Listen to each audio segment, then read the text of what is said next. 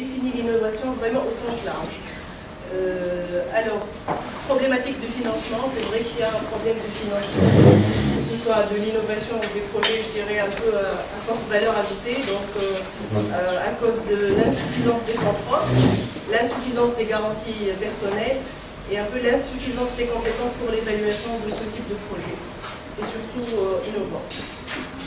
Alors la BFPME, donc, elle soutient la création et le développement et l'innovation des PME. Elle a double mission, donc financement et conseil. On assiste le promoteur durant toutes les phases donc, de vie du projet, identification, études, financement et puis réalisation et suivi. BFPME et fonds propres, donc on a des conventions avec des SICA, avec des fonds au niveau du capital. Il y a de l'autre côté des fonds de l'État, tels que le FOPRODI, donc tout ce qui est projet industriel ou service à l'industrie. Le RICTIC pour tout ce qui est, donc c'est le régime d'incitation à la créativité dans le domaine des technologies de l'information et de la communication. Le FOSDA et FONAFRA pour tout ce qui est petits projets et le développement régional de façon générale s'il y a des fonds spécifiques à quelques régions de l'intérieur. Alors la BFPME finance sans garantie externe au projet, donc on prend le nantissement sur les composants du projet avec la couverture d'un SOTUGAR, qui peut arriver jusqu'à 75% du montant du crédit. La BFPME elle octroie des crédits de 2 à 10 ans pour tous les projets, dont le coût est compris entre 100 000 et 10 millions de dinars. En cofinancement avec les banques de la place, avec possibilité de financement donc total pour les créations dont le coût d'investissement ne dépasse pas les 300 000 dinars. Et on peut donc octroyer des crédits tout seul pour les projets d'extension.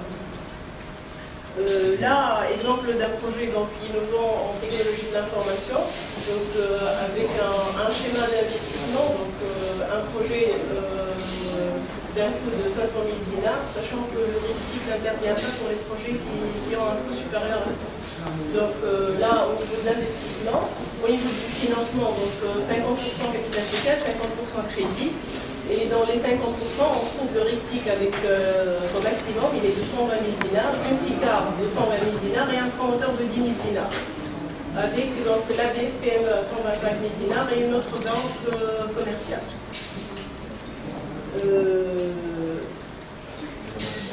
Donc je laisse la parole à M. Jean-Luc pour parler du projet de jumelage avec Oseo.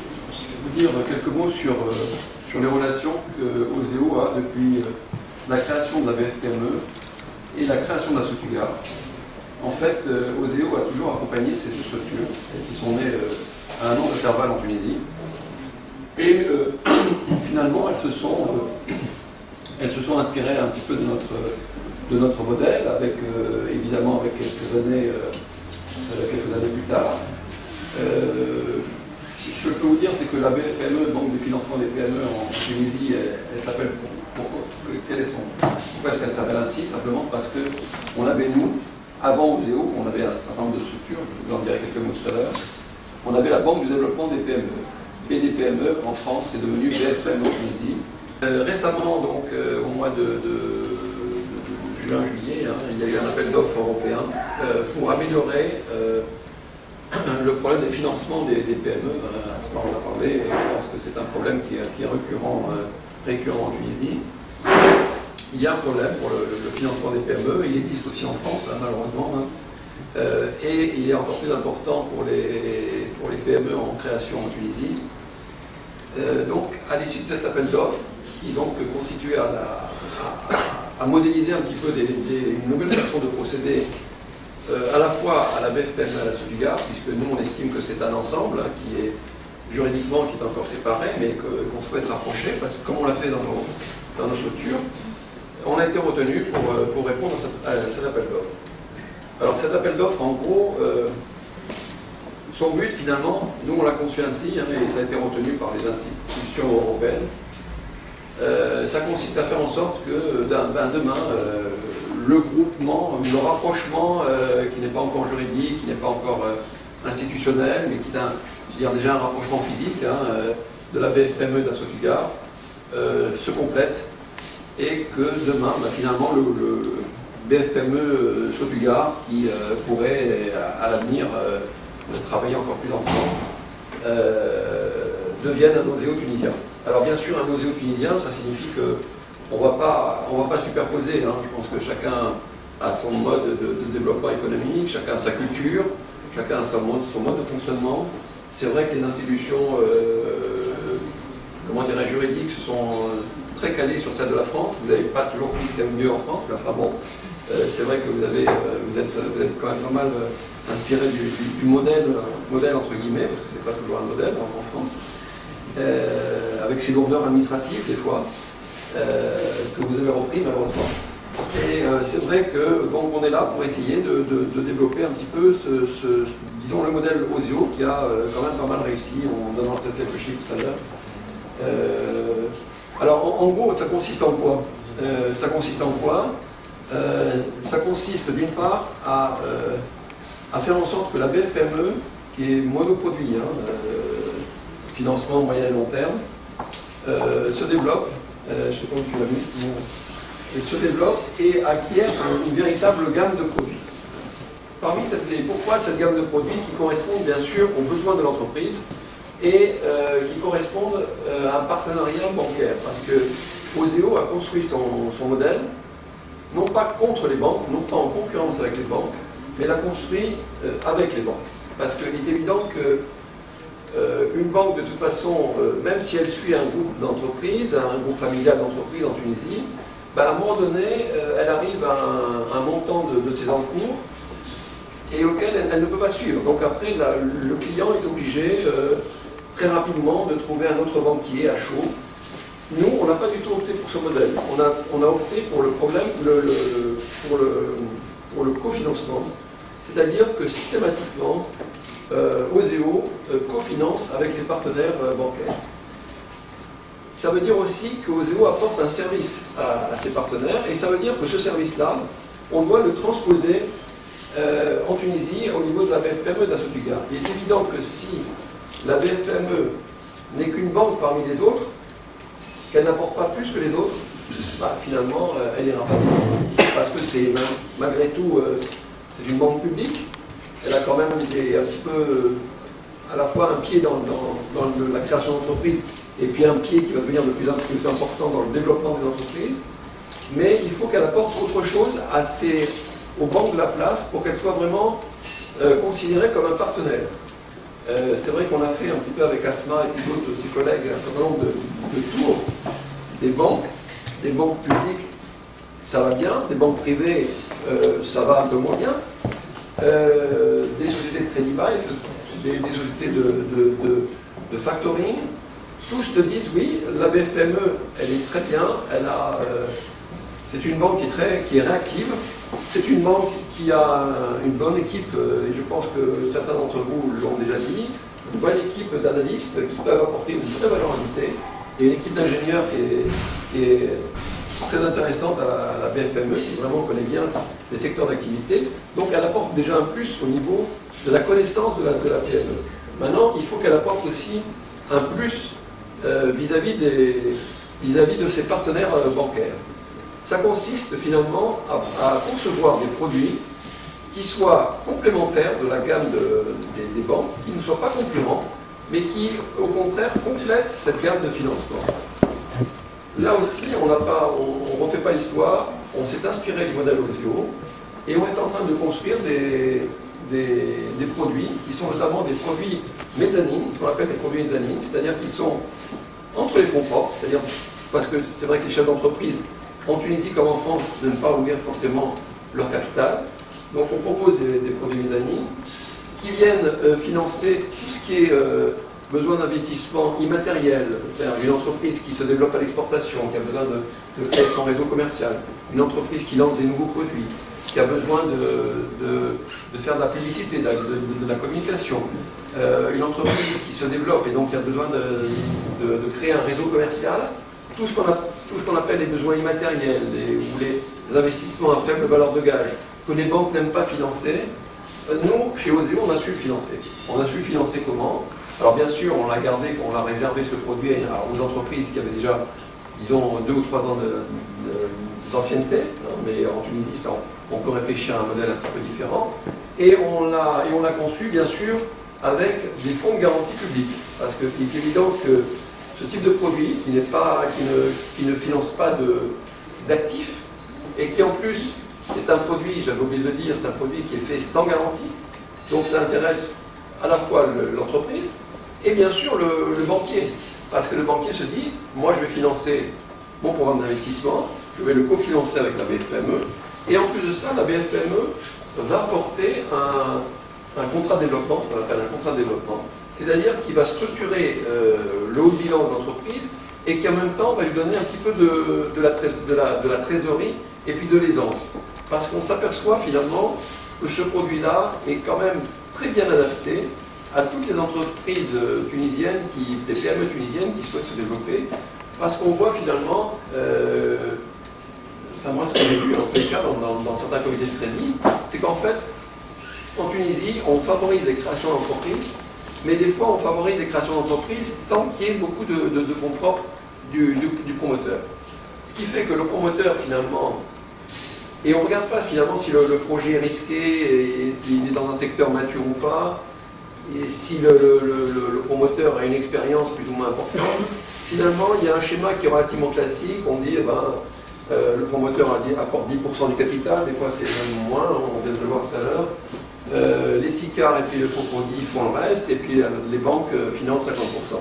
Donc ce qui fait que finalement les entrepreneurs sont peut-être pas suffisamment impliqués, et que certains projets finalement malheureusement démarrent sans qu'il y ait l'assise nécessaire de fonds propres. En plus de ça, on s'aperçoit, pour avoir regardé un certain nombre de projets, que des fois il y a des dérapages dans les délais. Hein. Des fois donc il y a des fois donc forcément il y a des dépassements de programmes, il y a des intérêts intercalaires qui arrivent en plus. Et donc on arrive finalement des fois à bout de souffle, c'est-à-dire que le programme se fait, mais après l'entreprise n'a absolument plus la trésorerie pour se faire fonctionner au quotidien. Donc nous, ce qu'on souhaite, si vous voulez, c'est apporter justement ce qu'on appelle des sucres lents chez nous, c'est-à-dire des contrats de développement, donc des fonds mézzanines, de façon à mieux structurer l'entreprise. Bien sûr, ce type de produit, on peut le décliner dans des secteurs particuliers, on peut le décliner dans le secteur de l'innovation. Hein. On a créé un contrat de développement innovation et on est en train de travailler avec le ministère de l'Industrie.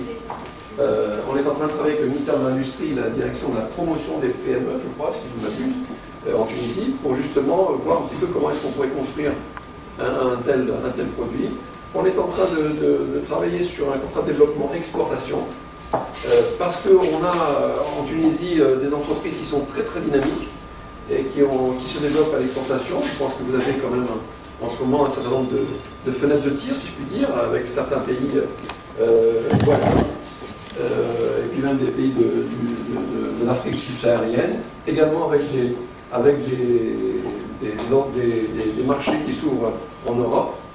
Il faut aider ces entreprises qui se développent, et donc on est en train là aussi de construire un certain nombre, une véritable gamme de produits, sous réserve que nous soyons écoutés par les pouvoirs publics tunisiens, mais on pense qu'on est en train de construire ces produits. Voilà. Alors après, bien sûr, on a d'autres produits qu'on est en train de travailler avec le groupe, moi j'appelle le groupe BFPME Soukougar. C'est-à-dire qu'en fait, on s'aperçoit en matière d'investissement, notamment d'investissement matériel, que vous avez des sociétés de crédit bail matériel, dont certaines sont très très performantes, mais qui ont chacune leur marché, qui ne financent que des cibles bien particulières. Et on s'aperçoit que, hormis certains types d'investissement matériel, elles ne sortent pas de ce qu'elles connaissent. Donc nous, ce qu'on veut, c'est apporter de la garantie via la BFPME pour faire en sorte que des matériels un peu plus spécifiques, un peu plus importants, puissent trouver leur financement. Des fois, il y a des machines qui sont faites sur mesure. Et bien, en ce moment, c'est très très difficile de trouver un financement pour un chef d'entreprise tunisien pour une machine qui est faite pour sa propre production. Après, nous souhaitons aussi travailler sur les entreprises qui, de plus en plus, donc les entreprises tunisiennes, qui sont de plus en plus tournées vers les financements des marchés publics. On s'aperçoit finalement que de nombreuses entreprises tunisiennes ont la possibilité de répondre à des appels d'offres de l'État ou même des collectivités territoriales tunisiennes. Mais bien sûr, comme en France, hein, c'est pas nouveau. Hein, les institutions publiques payent, mais elles payent avec retard. Donc il faut là aussi du cash pour préfinancer tous les retards de règlement de l'administration.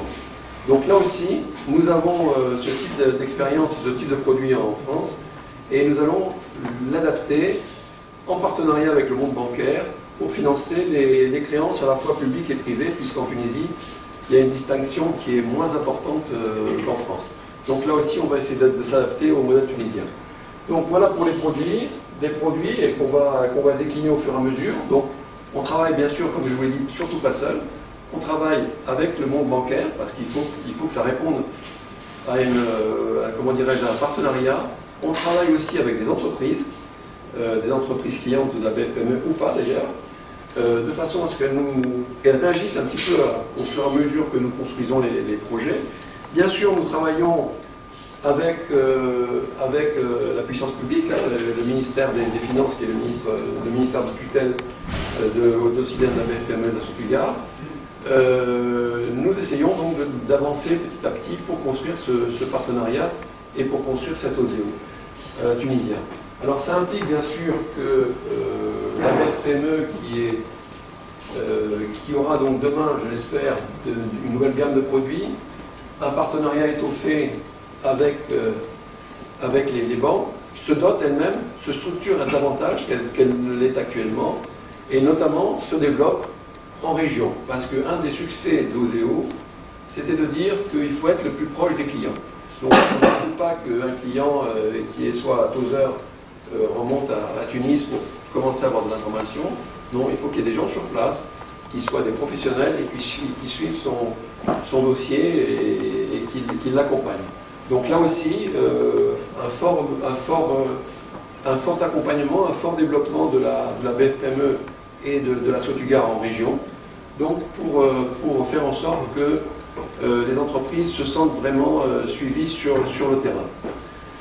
Après, bien sûr, nous travaillons aussi, parce que la BFPME et puis la Sotugar ont besoin aussi de lignes de refinancement. Nous travaillons aussi avec des institutions internationales. Hein, et je crois que le modèle tunisien en ce moment est quand même très regardé, hein, et avec quand même de l'admiration, il faut le dire. Il y a pas mal d'institutions internationales qui sont en train d'étudier des lignes de refinancement. On a besoin des lignes de refinancement pour reprêter. Nous travaillons aussi, c'est un petit peu le hasard du calendrier, mais vous savez peut-être qu'OSEO est tenu à la fois par l'État français, mais aussi par la Caisse des dépôts française, à hauteur de 26%. Or, vous êtes en train de créer une CDC tunisienne, hein, qui va s'inspirer à la fois du modèle français et puis du modèle marocain. Mais là, nous travaillons beaucoup. Il y a encore eu des réunions la semaine dernière avec nos collègues de la CDC française, et voir, comme chez OSEO, on travaille beaucoup avec la CDC française, on va essayer là aussi de dupliquer ce modèle, c'est-à-dire de faire en sorte que la CDC, qui peut être présente en fonds propres sur certains tickets, que la BFPME fasse ce continuum de financement et donc intervienne en financement. Quelques mots maintenant au-delà de ce jumelage, mais qui complète finalement ce que je viens de dire. C'est qu'OSEO a trois métiers. Un métier de financement des PME, donc en partenariat avec les banques, donc, qui est déjà fait par la BFPME et qui va être fait encore davantage demain. Un métier de garantie des concours bancaires, donc ce que fait actuellement la Sotugar, et ce que demain peut-être pourra compléter également la BFPME, puisque la BFPME sur certaines de ses actions a besoin d'avoir des dotations, ses propres dotations de fonds de garantie. Donc on y travaille aussi. Et puis aussi un autre métier qui vous concerne, me semble-t-il, ce soir, c'est le métier de l'innovation. Vous savez peut-être que OSEO a repris l'ANVAR, l'Agence de valorisation de la recherche. Elle a repris l'ADESI, l'Agence de l'innovation industrielle, pour des plus gros projets. On a repris l'ensemble des pôles de compétitivité français. Et c'est cet ensemble-là qu'on a construit petit à petit. On ne l'a pas construit du jour au lendemain, mais on l'a construit allez, sur une dizaine d'années, quoi. Je pense que c'est un modèle quand même qui est bien adapté à la France et qui aussi, on va essayer de le dupliquer en Tunisie parce que, encore une fois, moi je vois beaucoup de parallèles. Je crois qu'en fait, il faudrait, semble-t-il, séparer, ce qu'on a fait chez Oseo, hein, on a séparé un petit peu l'activité publique de l'activité, je veux dire, sur les fonds propres de la BFPME. L'activité publique, c'est quoi? C'est les entreprises en création.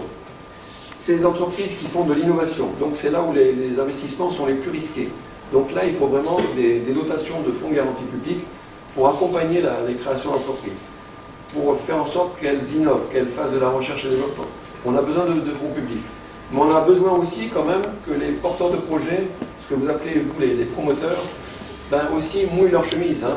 Là aussi, il y a des réglementations qu'il faudrait peut-être faire évoluer, parce qu'il faut quand même qu'un promoteur se sente davantage impliqué que mettre quelques milliers de dinars. Hein. Je pense que ça va être son projet, donc il doit aussi être impliqué financièrement. Et puis il y a une activité, si je puis dire, sur les fonds propres de la BFPME, comme on a une activité, nous, sur les fonds propres d'Oseo.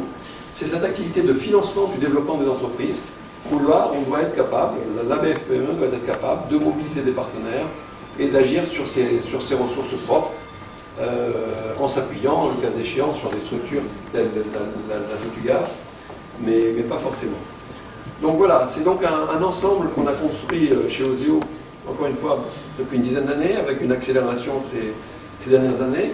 Il faut dire ce que la crise nous a beaucoup aidé, curieusement, parce qu'en fait, on a même vu arriver vers nous des grandes entreprises qui avaient des problèmes de trésorerie momentanée et qu'on a aidés et qui sont devenus nos clients. Alors, la BFPME, elle est davantage centrée actuellement sur les créations d'entreprises, mais il y a un modèle qui doit aussi évoluer vers le développement des entreprises. Hein, c'est indispensable parce que vous avez quand même de belles PME qui se développent, et là aussi il faut continuer à les soutenir, à les accompagner dans leur développement à l'étranger, dans leur recherche et développement, etc. Donc là il faut que la BFPME ait, si je puis dire, ses deux pieds, là, à la fois dans la création d'entreprises, mais aussi dans le développement des entreprises. C'est un petit peu le modèle d'Oseo qui s'est fait, encore une fois, sur une durée de quelques années. Moi, j'y vois encore une fois, beaucoup de points de convergence. Et je suis là pour 2 ans, donc avec des experts qui se succèdent de chez Oseo et qui, comment dirais-je, qui continueront à venir, quels que soient les aléas du moment. Voilà, merci.